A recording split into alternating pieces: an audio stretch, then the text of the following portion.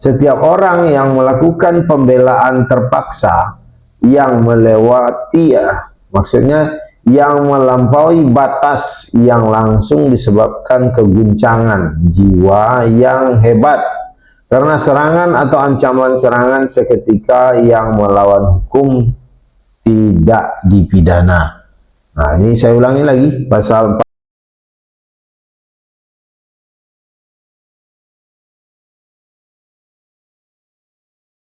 Dalam hal anak yang belum berumur 12 tahun melakukan atau diduga melakukan tindak pidana, penyidik, pembimbing kemasyarakatan, dan pekerja sosial profesional mengambil keputusan untuk A. menyerahkan kembali kepada orang tua atau wali, atau B. mengikut sertakan dalam program pendidikan, pembinaan, dan pembimbingan di instansi pemerintah atau lembaga penyelenggaraan kesejahteraan sosial di instansi yang menangani bidang kesejahteraan sosial, baik pada tingkat pusat maupun daerah, paling lama 6 bulan.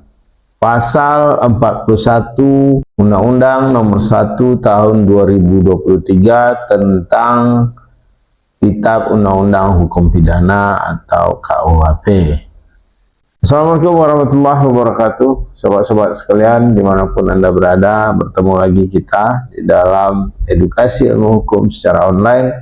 Yang setia subscribe dan mengikuti channel ini tentunya akan selalu mendapatkan pengetahuan-pengetahuan tentang hukum, khusus hukum pidana. Dan jika sobat-sobat sekalian juga punya pertanyaan tentang persoalan-persoalan hukum yang perlu suatu jawaban, maka saya akan buatkan video. Silakan tulis pertanyaannya di kolom komentar, saya akan jawab. Saya buatkan video jawaban terhadap pertanyaan sobat-sobat sekalian. Puji syukur kita kehadirat Allah Subhanahu wa taala, tentunya tidak bosan-bosannya kita sampaikan dengan mengucapkan alhamdulillahirabbil alamin atas segala nikmat yang sudah kita nikmati selama ini. Dan juga selawat bering salam kita kirimkan kepada junjungan alam Nabi besar Muhammad sallallahu alaihi wasallam dengan ucapan Allahumma shalli ala sayyidina Muhammad wa ala ali sayyidina Muhammad. Sobat-sobatku sekalian dimanapun Anda berada, kita kembali bertemu di dalam edukasi ilmu hukum secara online melalui channel YouTube kesayangan Anda, yaitu channel Gusri Putra Dodi, yang saya asuh sendiri dan yang akan tentunya memberikan suatu pemahaman ilmu hukum kepada sobat-sobat sekalian yang mungkin tidak sempat untuk berkuliah atau belajar secara formal di kampus-kampus atau di fakultas hukum.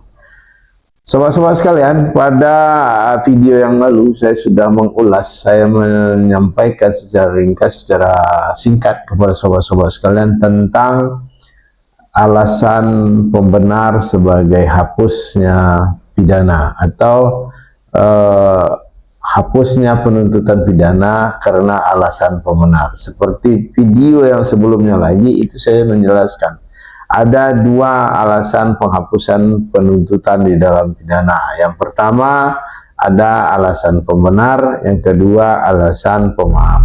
Alasan pembenar itu sudah saya jelaskan kepada sobat-sobat sekalian secara singkat untuk bisa diketahui pada pertemuan sebelumnya.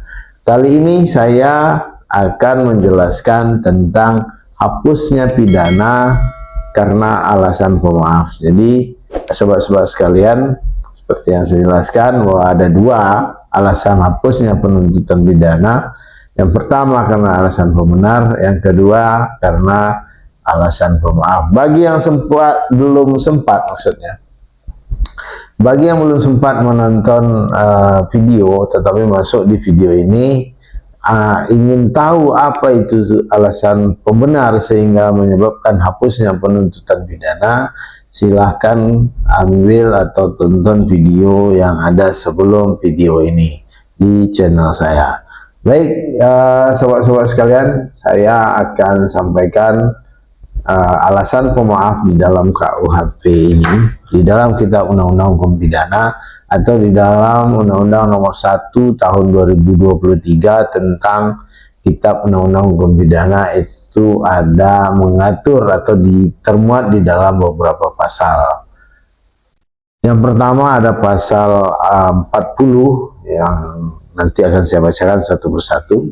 Yang kedua ada pasal 41, yang ketiga ada pasal 42, yang keempat ada pasal 43, yang kelima ada pasal 44. Nah, seluruh pasal-pasal ini saya akan sampaikan, akan saya bacakan kepada sobat-sobat sekalian untuk menjadi suatu pengetahuan bersama bagi khalayak ramai bahwa ada alasan pemaaf di dalam Kitab Undang-Undang Hukum Pidana itu. Artinya tidak semua perbuatan pidana itu akan disangsi dengan pidana, tetapi ada klasifikasi khusus yang menyebabkan pidana itu tidak boleh dilakukan penuntutan, atau dalam bahasa lain disebut hapusnya penuntutan pidana, atau kewenangan penuntutan pidana menjadi tidak berlaku dikarenakan ada beberapa aturan yang mengatur tentang itu. Yang pertama tentang alasan pembenar, yang kedua alasan pemaaf. Maka kali ini kita akan bahas tentang alasan pemaaf. Yang pertama diatur pada pasal 40. Nah, pasal 40 Undang-Undang Nomor 1 Tahun 2023 tentang Kitab Undang-Undang Hukum Pidana atau KUHP, pertanggungjawaban pidana tidak dapat dikenakan terhadap anak yang pada waktu melakukan tindak pidana belum berumur 12 tahun. Artinya di sini anak yang berumur 12 tahun itu dianggap belum dewasa, atau dia belum bisa dimintai pertanggungjawaban pidana terhadap perbuatan apa yang dia lakukan. Jadi kalau di dalam Islam kita mengenal dengan istilah akil balik, maka di dalam KUHP juga membatasi persoalan umur bagi seseorang untuk dimintai pertanggungjawaban secara pidana. Nah, pasal 40 tentang KUHP ini mengatur bahwa anak di bawah umur 12 tahun itu tidak bisa dilakukan penuntutan secara pidana. Pasal 41, dalam hal anak yang belum berumur 12 tahun melakukan atau diduga melakukan tindak pidana, penyidik, pembimbing kemasyarakatan, pekerja sosial profesional mengambil keputusan untuk yang pertama A. menyerahkan kembali kepada orang tua atau wali, atau B. mengikutsertakan dalam program pendidikan, pembinaan, dan pembimbingan di instansi pemerintah atau lembaga penyelenggaraan kesejahteraan sosial di instansi yang menangani bidang kesejahteraan sosial, baik pada tingkat pusat maupun daerah, paling lama 6 bulan. Jadi anak yang belum berumur 12 tahun tersebut, ini belum berumur 12 tahun ya, berarti di bawah 12 tahun. Nah, bagaimana ketika dia sudah berumur 12 tahun? Nanti ini akan menjadi pembahasan kita selanjutnya. Ketika anak belum berumur 12 tahun ini, maka artinya ada dua opsi. Yang pertama, kembalikan kepada orang tua atau walinya. Yang kedua, diikutsertakan dalam program pemerintah, baik pendidikan, pembinaan, atau bentuknya. Ini yang paling lama itu dilaksanakan 6 bulan. Nah, setelah itu harus dikembalikan lagi kepada orang tuanya. Ini pasal 41. Selanjutnya ada pasal 42 yang menyatakan setiap orang yang melakukan tindak pidana tidak dipidana karena A. dipaksa oleh kekuatan yang tidak dapat ditahan, B. dipaksa oleh adanya ancaman, tekanan, atau kekuatan yang tidak dapat dihindari.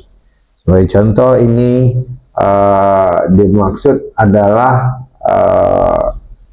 orang melakukan suatu perbuatan pidana itu karena dia berada di bawah ancaman, di bawah tekanan, atau kekuatan yang tidak dapat dihindari. Contoh misalnya si A dipaksa melakukan suatu tindak kekerasan atau perbuatan yang dilarang hukum pidana, seperti misalnya menembak atau katakan menganiaya, tetapi dia tidak mampu untuk menahan atau tidak mampu untuk melawan kekuatan yang memaksa yang tersebut. Nah, inilah yang dimaksud dalam pasal 42. Untuk lebih jelasnya nanti saya akan buatkan video-video secara parsial apa yang dimaksud dengan pasal 42, analisa hukumnya seperti apa, nanti akan saya jelaskan kepada sobat-sobat sekalian. Pasal 43, setiap orang yang melakukan pembelaan terpaksa yang melewati, maksudnya yang melampaui batas yang langsung disebabkan keguncangan jiwa yang hebat karena serangan atau ancaman serangan seketika yang melawan hukum, tidak dipidana. Nah, ini saya ulangi lagi, pasal 43.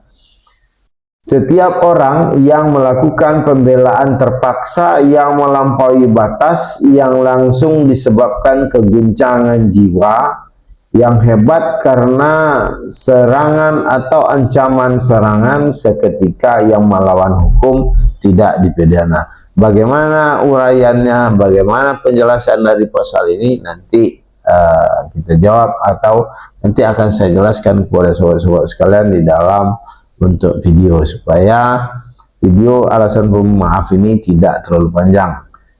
Yang selanjutnya pasal 44, pemerintah. Pasal 44 pemerintah, ya.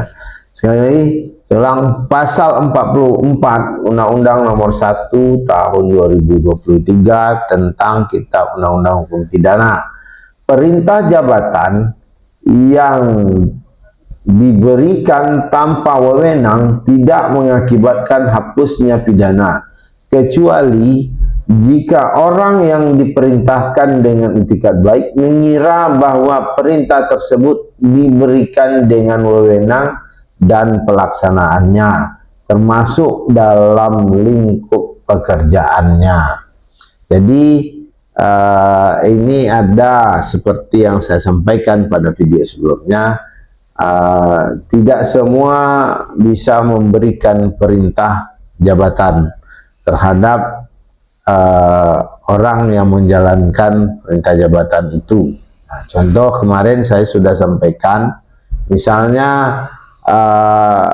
perintah jabatan ini diberikan oleh seorang kepala dinas kesehatan untuk melakukan eksekusi terhadap seorang terpidana atau seorang narapidana yang sudah diputus misalnya dengan hukuman mati.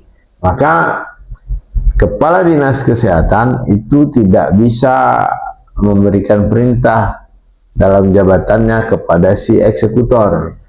Nah, eksekutor ini bisa lepas dari pemidanaan ketika perintah jabatan yang diberikan tanpa wewenang itu, kecuali dia mengira bahwa perintah tersebut diberikan dengan wewenang dan pelaksananya termasuk dalam ruang lingkup pekerjaannya. Ini memang kalau diartikan dari bunyi pasal ini, kalau dipahami dari apa yang diatur di dalam pasal ini secara tulisan, ini akan sedikit membingungkan daripada sobat-sobat sekalian.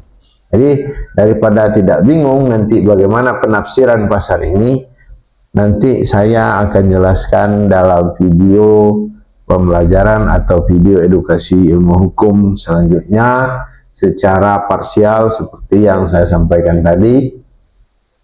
Ada pasal 40, pasal 41, pasal 42, pasal 43, dan pasal 44. Apa saja yang diatur di dalam alasan pemaaf ini secara penjabarannya nanti akan saya jabarkan kepada sobat-sobat sekalian. Mudah-mudahan sharing singkat tentang hapusnya pidana karena alasan pemaaf ini ada memberi manfaat, pengetahuan kepada sobat-sobat sekalian.